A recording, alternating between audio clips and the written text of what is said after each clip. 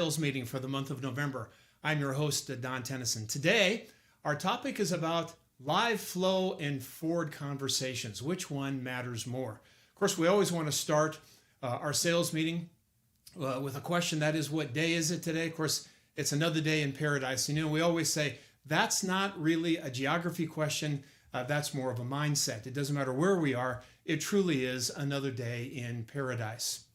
And, we always start with the gratitude. And, today we need to take a moment and turn to the person next to you if you're with someone. Tell them what you're grateful for this morning. I'll tell you, my wife will be blown away that I'm going to do this, but I have a special gratitude today, and that's a gratitude about life itself, because today, November 3rd, is my birthday. I'm not going to tell you how old. I'll just tell you that the second number ends in a 0. It's a big day, and so I'm especially grateful for my mother, Joanne, 91 years old, still living independently on her own, and I'm sure she would say she couldn't believe she would ever have children who are, the age that we are. So it's another day in paradise, and it's a day to be grateful for life itself. So let's just get started.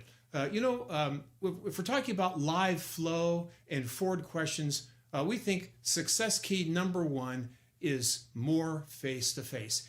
Simple as this. If you want to have a better 2026 than you did in 2025, let's just figure out a way to get more face-to-face contact with our people. And my observation is, no matter who it is, the most successful people in our business tend to be out with their people face-to-face and on the phone. And just a reminder, where do referrals come from? Well, the ninja philosophy is that referrals are based on relationships, and relationships are built on flow. And the definition of flow is frequency of interaction. So our ability to get face-to-face and on the phone with our people really is critical in terms of ongoing leads and referrals. So the message as we get prepared for the rest of 2025 and 2026 is simply this. Let's see if we can have less screen time and more opportunities for face-to-face and on the phone. And when we talk about relationships, well, in fact, we think the conversation is the relationship. And if you think about people that you have lifelong relationships with, it really is all about a series of conversations.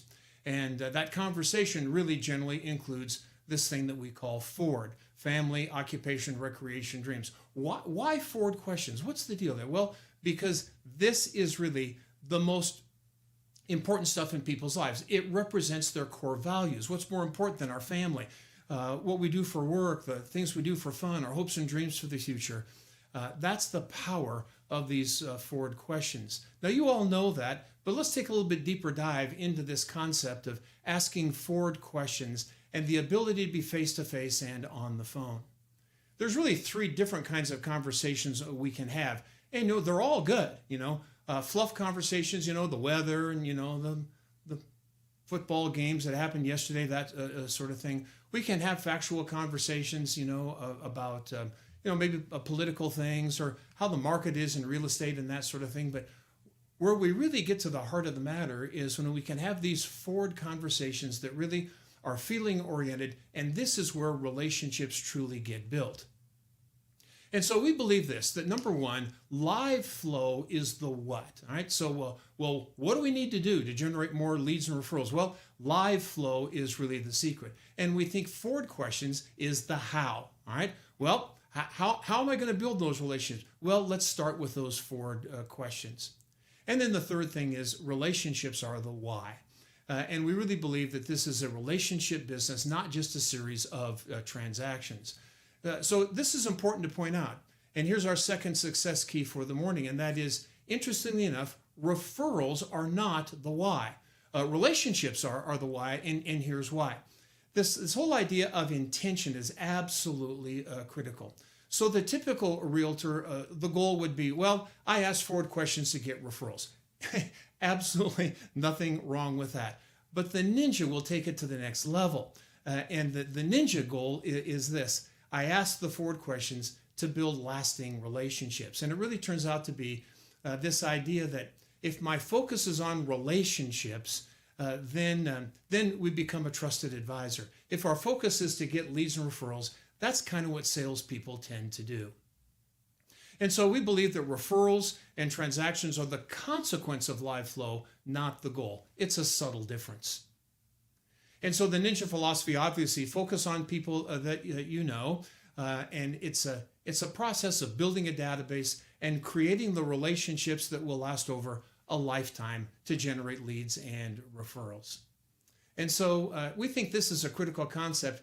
Who's it really about? Well, it's not really about us. It's really about them. And of course, we all know some realtors out there who, they may be a little diva-like or something, and it's all about them and, all the stuff online. No, the great news about it's not about us is it takes the pressure off. It doesn't have to be about you. Your clients and the people that you know, your friends and family, they get to be the star of the show. It doesn't have to be you. So it's a little bit about putting the ego in check and just focusing on other people. Absolutely amazing. Quick story about that. So a few years ago, Marion and I had an opportunity to do a doctor tour. We had a relationship with a local medical center, and we took this, we were on the agenda. If the hospital was going to bring in a doctor or an administrative person for a potential job, they'd stay here a couple of days, and we would be on the agenda to take them on a tour of northern Colorado. And those were always a lot of fun. So we had this guy one time, and he and his wife were in the car with us, and this guy, the doctor, starts talking, telling stories about himself and his medical practice and all that. And that guy did not stop talking for 2 straight hours. And I'm thinking to myself, this is a complete waste of time. His wife is in the back seat. She's embarrassed that he's talking too much. And I'm thinking, nothing's happening here. He's just talking. And we get to the end of the tour and get out of the car, provide him with a relocation packet, shake his hand. And that guy looked me straight in the eye. He said, Don, thank you so much. I don't know when I've spent a more valuable 2 hours than what we just did here today. And so people like to talk about their favorite subject, which is themselves. And you know what? It's just kind of part of the human condition. We're tempted to do that too. So we put that aside and focus on them. And here's the completely counterintuitive thought. And that is, the more we pay attention to them, the more they will love you. It's absolutely true. So success key number 3 in our sales meeting this morning is this. It's not really what you say, it's what you ask. And I think this is the kind of the critical sort of mastery genius type concept related to ninja selling. And that is, if we can take the tendency to make recommendations, have opinions, or make statements, and instead turn it into a question, it's much more powerful for sure. And so family, occupation, recreation, dreams, that's the way we start these conversations. And there's a couple things going on behind the curtain here, besides the obvious one of building rapport and creating a connection. And have you ever been in one of those situations where maybe this is what was happening to you? You got a new referral, you're talking to someone, they've come into the office for the first time, and you're visiting with them, and you don't want to, you want to be impressive and all that. And so you maybe ask a question, and while they're answering, you're trying to think of your next question. And when we do that, we're focused on ourselves, and we miss out on what those people are trying to say, sometimes even their own name. Have you ever had that situation where somebody gives you their name, and then 5 seconds later, you can't remember their name? It's embarrassing. And we say, well, I'm not good with names. No, that's not the problem. It's not that you're not good with names. It's just that we have the wrong focus. And so here's the suggestion. If you never again want to have to worry about what you say next, the concept is this: your next question is embedded in their last answer. So all we do is focus on them, and our next question is a function of their previous response. And that way we're totally connected with people. And we know this for sure. You know when you're connected with someone in a conversation or when you're not. And that connection really occurs when you are focused on them, not focused on yourself. And then, of course, sometimes in conversations, people, they have some short answers, or they don't reveal a whole lot. And our favorite backup plan is, well, tell me more about that. And in almost all cases, they will, of course, because people like to talk about their favorite subject, which is themselves. Tell me more about that is a good backup plan. So success key number 4 in our session for today is this: where do real estate transactions come from, and why do people get involved in a real estate transaction in the first place? And after years and years of observation of this, it's pretty clear that most people get involved in a real estate transaction because there's some change in their life that requires then a change in their real estate. So what we're really doing when we ask these forward questions is we're listening for change. And change often will be exemplified in a conversation through some sort of pain or some sort of pleasure. The pain, we had a family member pass away. We need to sell the house. All right. Pleasure. I got a new job. Looking forward to that move, across the country for a new job. And so when we ask these forward questions, interestingly, the best way to identify change in people's lives is by asking a forward question. And so we're listening for change, and it really becomes a very subtle, soft, but really effective technique in terms of lead generation. We're listening for change. And we can also use forward for a total of 3 purposes. We've talked about a couple of them. Rapport building is the obvious one. We want to make a connection with people. That's clear. The second one is this thing called, we ask these forward questions. We call it interviewing because it's asking questions, but it really is an opportunity for lead generation if we can identify change in people's lives. It can be a predictor of a future real estate transaction. And then, of course, when we're involved in a transaction, sometimes buyers and sellers have a tendency to lose perspective. So sometimes these forward questions can help people kind of get back on track in the middle of a transaction. We think a key success for asking forward questions in live flow is Ninja 9 number 8. And number 8 says, schedule 50 live interviews a week, face-to-face or on the phone. And we put that word schedule in quotes there because some of these 50 live interviews will be scheduled, but others won't. And when we ask this in an installation, we ask the question, does 50 seem like a lot? And almost everyone would say, yeah, that seems like a lot. Well, what we're really talking about there when we say interviews is conversations. 50 live conversations a week, face-to-face or on the phone. Some of these will be in your calendar, but others will be sort of organic as you go about your day. You run into people. The ability to ask those forward questions, really critical. And we had a guy one time, he said, it sounds to me like what you're really doing is suggesting we just have a bunch of chit-chat. Well, not really, because there's some science behind these forward questions in this idea that we're trying to connect with people and listening for change. So one of the best ways to identify 50 live contacts a week and to be able to get to that number on a consistent basis is to let your calendar do the work for you. So you can see a number of suggestions here that have to do with the Ninja 9, things like birthdays and wedding anniversaries, anniversary of when somebody purchased a home, real estate reviews, our weekly calls, all of that stuff. All of that counts as part of our 50 live contacts a week. And so how about this as one idea, maybe for the week? If you don't already have it, take your database and maybe a suggestion, see if you can identify the birthdays of everyone in your database, and you can have those in your electronic calendar. There can be reminders about those on an annual basis, and you just make those calls. If we had that kind of stuff in our calendar and in our database, it's a lot easier to get to those 50 live contacts a week. Well, why 50? Well, because according to the National Association of Realtors, for every 50 contacts we have with people that we know, there'll be approximately one transaction.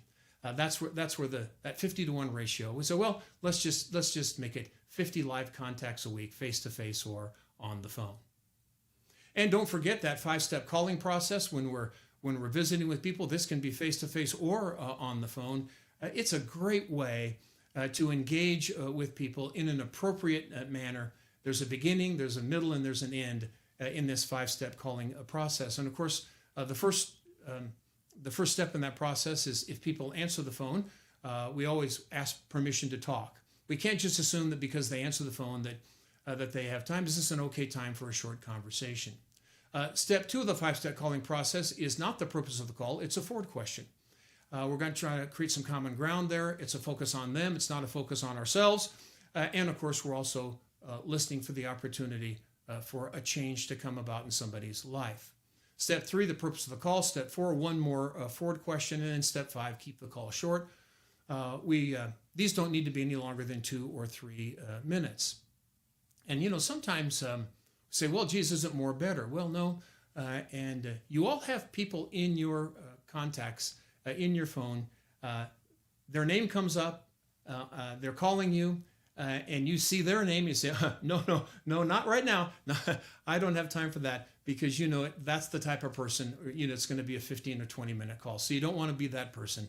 Let's make these calls short. 2 to 3 minutes will get the job done. And then, of course, here's the best part about forward questions and live flow. It takes none of your marketing budget to make this happen.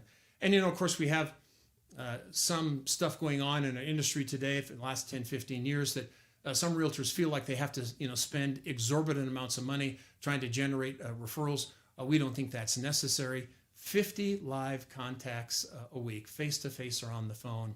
I would really challenge any realtor to do that on a consistent basis and not have an abundance of leads and referrals. Our friend Dave Trujillo is a realtor out here in northern Colorado, and Dave has, I think, a simple and fantastic system to be able to stay in touch with his people. And what you're seeing on the screen there is a sample page that Dave has allowed us to share. And here's what Dave does. He will take his database and print it out in a mailing label format, and 30 names and addresses to a page. And Dave will take his entire database, and he will keep that document for 90 days. And Dave's goal is, he says, I want to have one face-to-face or voice-to-voice contact with everyone in my database once every 90 days. And he uses the mailing label format as a little bit of a scorecard. And so Dave's goal is, by the time get to the end of the first 90 days, to have some kind of a mark on every name on his database. And so the idea would be this: if you're in Dave's database, you'll hear from him 4 times a year.